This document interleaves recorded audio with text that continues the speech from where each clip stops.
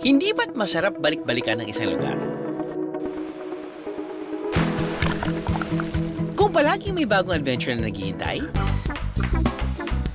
Ang mga tradisyon, kapag nahaluan ng modernisasyon, mas tumitibay. Sobrang tibay, never daw siya nasisira.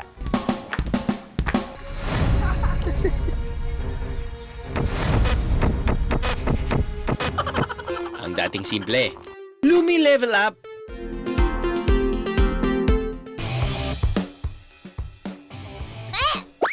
Oh! Wala, nangingimay na yata yung mukha ko. Ang dating nakasanayan, Ang init. One for all for one.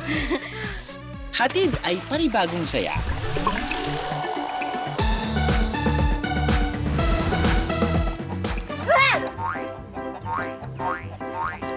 Siya na talaga. Ay, nakita ko to sa isang chiropractor na... Ito, medyo may konting lamig to. I-align ko lang ng konti, ah. Gino ba kayong sumabak sa panibagong paglalakbay? This is like the best car in the Philippines. Tijeros, libutin na natin ang mga bayan sa parte ng Eastern Laguna.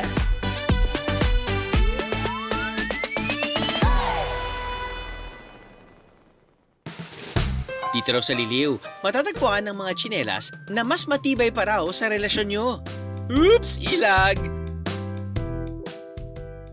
Sobrang tibay, never daw siya nasisira. Subukan natin.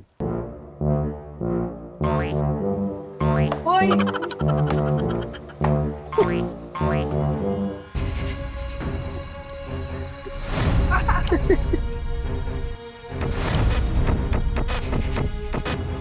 Okay na, sir. Thank you.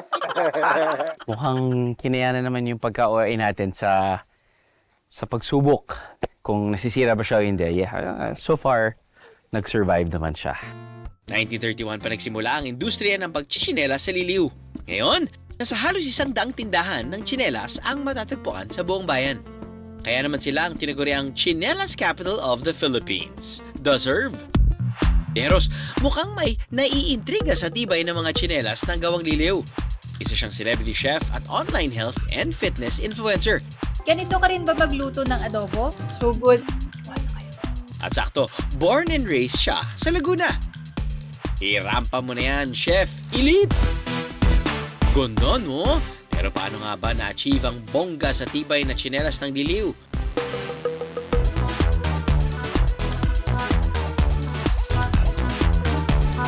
Ikakabit mo na ang balat ng tsinelas sa swelas.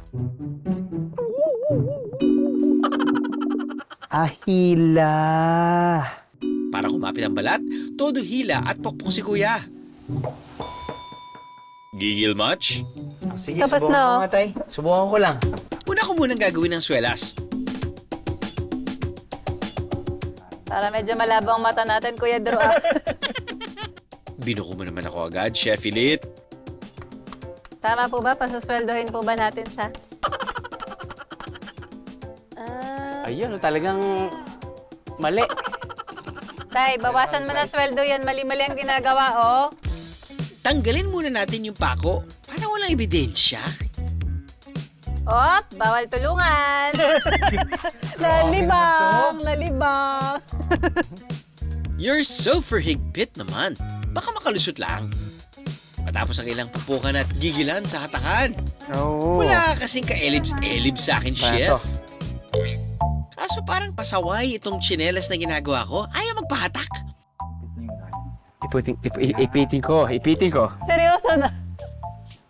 Gigigil na po ako eh. Kaya rin po pa natanggal yung ipin nyo. Talagang nanggigigil na din ako eh. Easy. Konting gigil pa at makikisama ka rin. Ayan. Pwede na. Sasweldohan po ba natin to? Di na. Ano, patingin nga. Hindi pa. Ay, sorry. Harsh. Sa akin to. Hindi, medyo ano naman. Medyo Asawa mo, kamukha. Ralph, ha? Kamukha. Sabihan mo yung asawa Guys, mo, ha? kamukha. Ano siya? Blue, may white, pero ito sa ilalim. Di ba pwede naman takpan to, sir? Oh, tinatakpan naman. So, pwede na, pagbigyan na natin ng Kuya Drew ngayon. No? Ay, si Sir ang expert. Ano po, over 10. Kunting kumpa. Konting... Konting ano pa. Over 10 po, ano po score? Para medyo malabang mata natin, Kuya Drew. Huwag mo daw limbagin si Kuya. Focus. Tay, bawasan mo na sweldo yan. Mali-mali ang ginagawa, oh. Hindi, okay lang. Hindi ba nasagutin niyo? Okay. Ayos. Ikaw nga naman. Pinoy na Pinoy ang mga materyales na ginagamit sa mga tsinelas ng liliw. Kaya naman palang tibay. Oh. Yung tinry ko po kanina. Hand-weave siya. Okay. Ano trinay mo kanina? May tinry ako kanina. Ang lambot sa paa. Saan po gawa yun? Nung time na yung Taal, so nag-collab kami. So, mga victims of Taal, yung nag-embroidery, no? Ay, yung nag-erap po yung taal. Kumbaga. Nagtulong-tulong kami. So, collaboration din. So, kumbaga, mga community, ayan, nagkakatulong. May ibang community din na natutulungan sina Corazon. Meron kaming mga deaf and mute na tinutulungan. Okay, at least may trabaho din sila. Yun, at sila yung may mga talent ba na magtahi, magburda. Okay. Talented talaga. No? Kung sa liliw, tsinelas ang kapansin-pansin, dito sa katabing bayan naman ng Mayhay, may cutie na nonchalant pero nag-viral. Yan ang online sensation na Capybara. At dahil nakalimutan din ng staff, kumuha ng appropriate hat. Kumuha sila ng Fedora hat.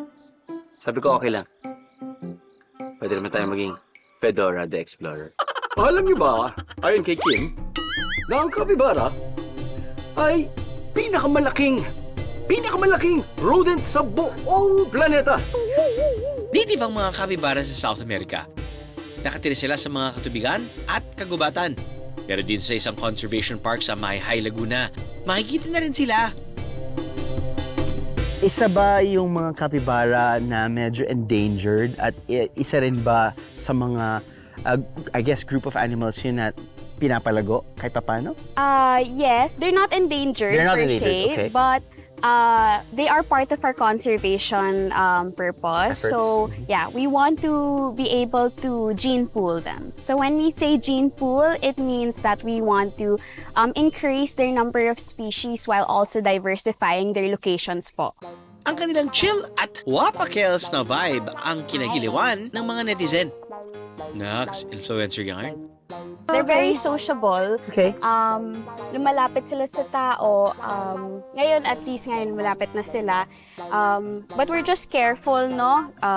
Na meron pa ring boundaries between animals and people. And humans. Yes. Because they are, after all, wild animals. Yes, they correct? are. Ang mga bisita sa park, pwedeng magpakain ng mga capybara. Oh my god, it's the best corn ever! Oh my god, it's so raw and crunchy! This is like the best corn in the Philippines! Nilalasap talaga niya yung maihis. Well, take your time, Cappy. Hindi lang daw sila friendly sa mga tao. Carry raw nila maging BFF sa ibang hayop sa wild gaya ng mga ibon at buhaya. At tapang capybara. Bukod sa ating mga buddy Cappy, meron din silang white Asian water buffalo, very elegant na flamingos, peacocks at iba pa. Ang mga hayop sa conservation park ay rescued animals na galing sa Department of Environment and Natural Resources o DENR. Ibinigay ito sa kanila para alagaan. Domesticated na kasi ang mga ito at hindi na kaya makasurvive sa wild. Hindi lang nila natutulungan ng mga hayop. Natuturuan pa nila ang mga bisita sa pangangalaga sa kalikasan. Good job naman kayo riyan. Effortless ang kapibara, no? How about you, Chef? Ikaw naman kaya ang magpakitang gilas? Mga biyaheros! Nandito tayo ngayon sa Mayhay, Laguna dahil meron ako lulutuing sikat na dish dito na tinatawag na Yap Yap! Mamaya ako kayo bibigyan clue bakit siya tinawag na Yap Yap. Kaya tara, kailangan ko kasi kumuha ng mga ingredients dito bago natin lutuin yun. So tara, samahan niyo. Mamimitas muna si Chef ng isa sa mga pangunahing sangkap ng Yap Yap. Siyempre, di pwedeng walang hagdanan. Kaya, halika na. Alam nyo ba, mga biyaheros, isa sa mga tips sa pagkuha ng papaya, kapag daw hindi na glossy itong papaya, so makita nyo, di ba, medyo pale na yung color niya. Hindi na siya makintab. So itong kukuhanin natin ngayon, manibang papaya. Mas masarap kasi ito iluto sa mga gulay. Perfect pang mga salad din, atsara.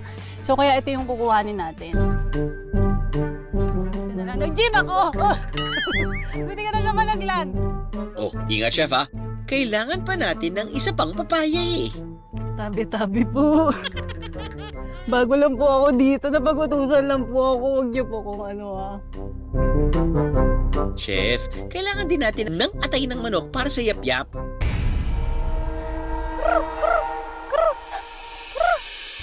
Umepek kaya yung sound effects mo sa mga manok?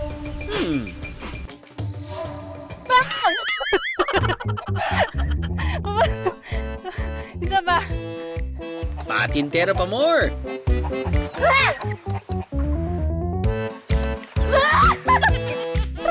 Pero mukhang may strategy si chef ah. Oh, di ba? Oh. Oh. Yo. Kain. Kain. Hindi kita anuhin, wag kang assuming.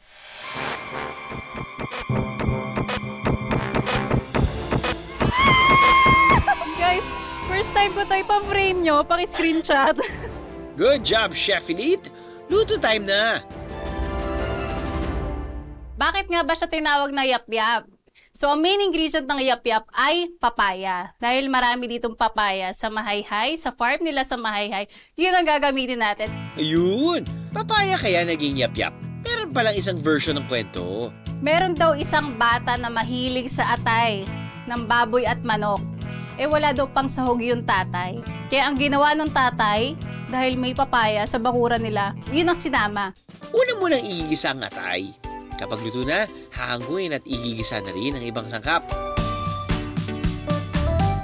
Ilalagay na natin ang papaya. Titimplahin ng asin, paminta at oyster sauce. Liver spread. Mas masarap to. Magpapalapo to ng sabaw mamaya or ng sauce ng ating yap-yap. At ihahalo na rin ang atay. Pwede rin yan lagyan ng kaffir lime leaves na pampabango, siling haba at spring onion. Ayan, malambot na. Sariwa ingredients para sa masarap na chibog. Check!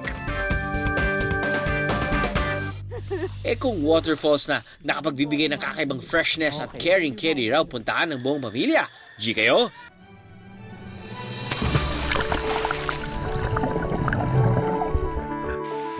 Ito ang Kilangin Falls na kilala rin sa tawag na Bukal Falls.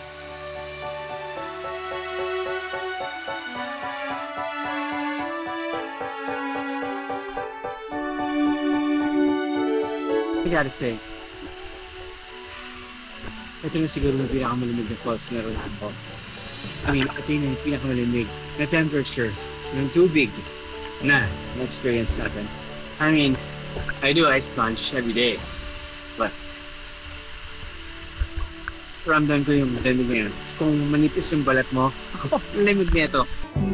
Napapaligiran din ito ng mataas na bato at mga puno. How refreshing naman to be here!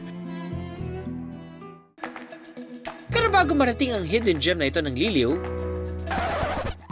kailangan munang maglakad ng hanggang 1 oras. Sementado naman ang daan. Pero ang kaso, Wala na! Yakang-yaka. puro paahon. Ang init! One for all for one. Ay sus! Natutukan lang ng camera, umakting na ang BND team.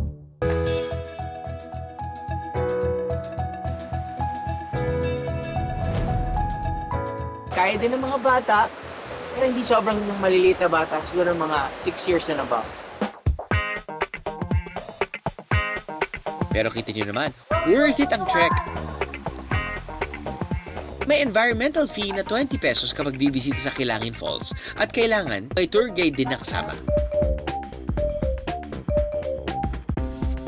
Nilalamig pa ako sa tubig ng Kilangin Falls. Masarap humigop ng sabaw. Dito raw sa Liliw, ang isa sa paboritong panghimagas ng mga Pinoy na ube, ginagawang ulam. I'm assuming yung ube kapalit ng gabi. Yan. Okay, sige sir. Paano natin? Ilagay na natin agad ang ating bidang cubed ube. At ang secret weapon na ube paste. Ali, ito po ang mismong magpapalapot sa kanya. Tsaka dito na po yung yung asim niya. So, minash nyo, tapos nun Kasama na po yung Ano yung pampaasim nyo po? sampalok po. Sampalok pa rin. Okay, sampalok. Crispy bagnet ang karne na gagamitin ni Chef Jack.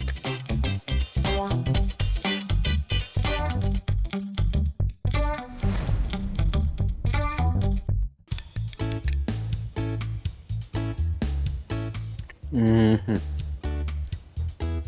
So, sinigang pa rin. Mas makapal lang. Normally kasi yung mga root crops, very similar ng taste, pati texture. Kung mag-iiba man, mag-iiba sa kulay, or slight difference lang in taste. Pero, I guess, kakaiba lang din dahil ube yung ginamit. Tapos nun, maganda yung kulay ng ube. I have to say, masarap yung bagnet. Hi, Chef. Good job. Ano bang masarap na panulak pagkatapos ng chibog? Abay, nasa Laguna na rin naman tayo eh. Mawawala ba naman ang lambanog? Pero di na raw uso ang plain at boring. Kaya ang lambanog, ni-level up at ginawa ng flavors. Nag-umpisa ang lambanog sa tuba na kinukuha sa puno ng nyog. Mukhang may paandar si Chef Ilita. Magbabakout ka ba, Chef?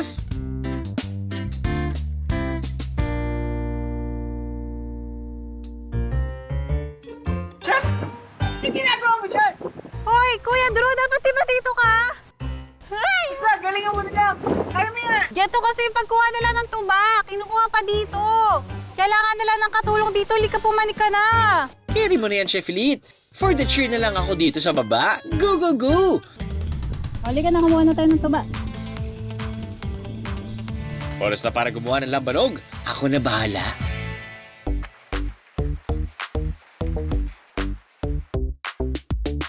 Tay, ano po yung unang proseso?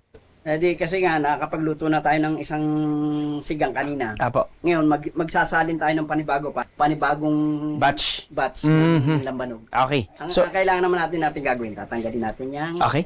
baga. Pakukulaan ng tuba sa tapahan ng hanggang 7 oras para dumaan sa distillation at evaporation process. Ang makukuhang lambanog, palalamigin sa cooling area.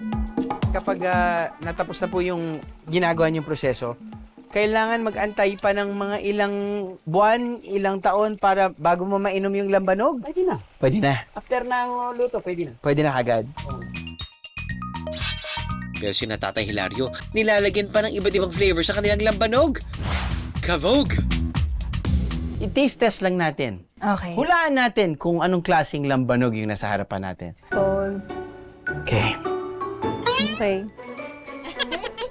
Wala akong makita. Ako rin. Wala. Wala akong makita. Wala. Sorry. Okay, ready. Ang tapang ah.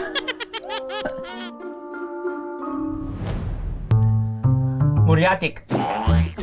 Alcohol. Ha? Parang lasang bubble gum. 1 point na si Chef Elite. Grapes. Apple? Apple. Ginugulo ni Kuya Dre yung sagot ko. Melon. Melon! Actually, tama ka, melon. Ito na, magkakaalaman na. Oh! Wala, nangingimay na yata yung mukha ko.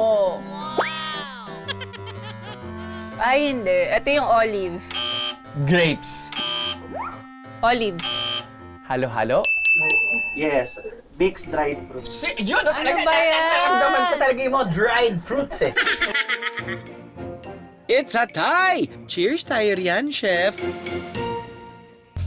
Pero ang chismis ng mga marites, ang lambanog hindi na lang daw inumin. Pwede ka na rin daw nitong pabanguhin. How true! Presenting Lambanog Perfume. Ang mga pangalan kada scent hango sa mga pangalan ng miyembro ng pamilya ng perfume maker na si Victor. Halimbawa, yung aking apo, Amara, kailangan yun medyo baby ang aspect niya, ang amoy niya. Halimbawa lalaki, kailangan mga woody o yung mga mint. Tapos yung mga babae, mga sampagita, flower naman. Siyempre, kailangan subukan ng halimuyak na mga yan. Dito iniinom po, no? Hindi. Ganun lang. Spray lang. Ini-spray lang. Ay, oo. Anong amoy? Alam mo, ine-expect kong amoy lambanog or alcohol. Alcohol. Oo. Pero hindi. Parang siyang tanggalin mo ng lambanog. Parang it transports me back to my college days nung... Oh, heartthrob. Hindi, nung syempre naghahanap ka pa ng mga chika babes. Parang you wanna present yourself na mabango. Pag dumaan ka, titingin sila lahat sa'yo. Wow! Ito yun. Lilingunin ka after mong pagdaan. Oo, parang okay na. Ito yung parang Amoy mayaman, di ba? Parang si anti-Tricia na medyo may pamaypay. Tapos nun makapal yung makeup. Parang eto, 10 million lang yung anak ko. Ito parang ginigigil ako sa pisngi na ito. Oo, parang gano'n. Mabango siya. O di ba, may scent daw na babagay para sa lahat. Mabihero, kitang-kita nyo na yung hawak ko. OA na chicharon. Siyempre, kailangan yung kakain ito. Mga OA din.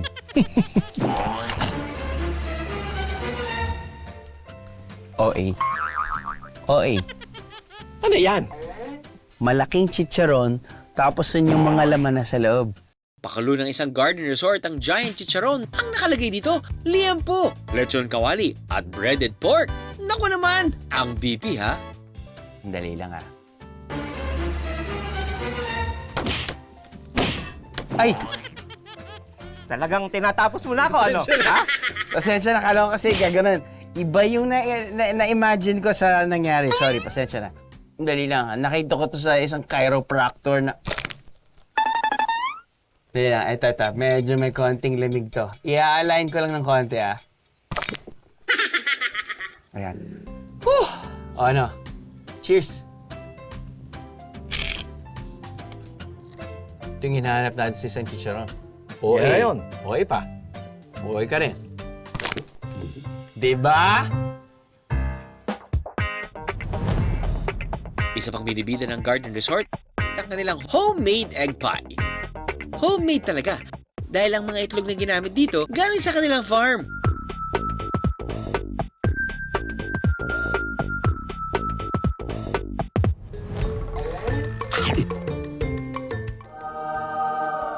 Asan ka? Wah, dito ka lang. Wag muna, mag-uusap pa tayo eh. Sorry. Sobrang sarap. Parang kinukuha na ako eh. Nga eh, sabi ko sa'yo eh. Dayo tayo sa isa pang bayan sa Laguna, ang Luciana. Ilang lakad pa balang biheros, ito na ang sasalubong.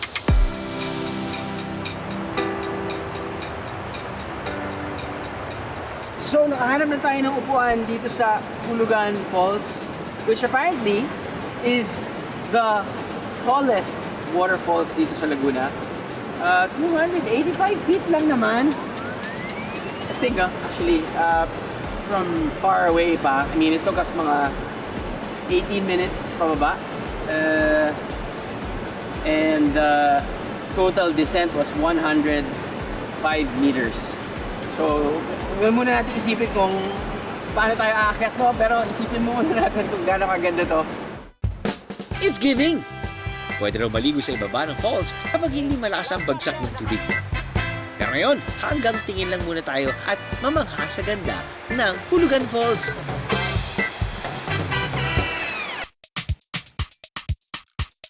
Hay-hay daw ang buhay sa Mayhay.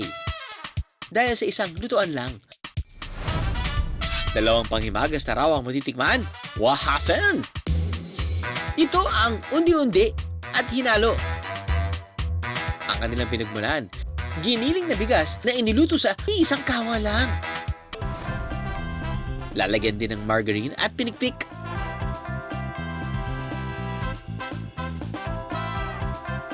Pagkalagay natin ng gata doon sa lulyase, mga kalating oras lang na niluluto yung undi-undi. Yan po ay madalas namin niluluto tuwing Pasko at saka po Bagong Taon. Pwede na hanguin at lantakan ng undi-undi. Pero kapag hinayaan lang natin ng magdikit-dikit ang undi-undi at paku natin,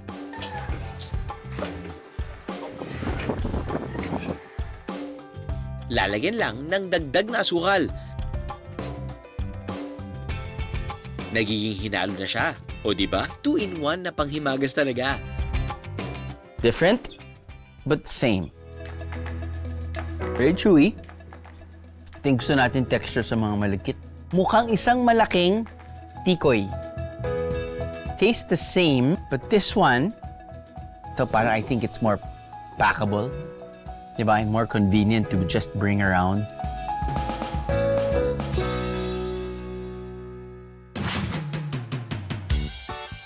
Lumipas man ang panahon, kering-keri pa rin makipagsabayan ng nakasanayan at ng biyaya ng kalikasan.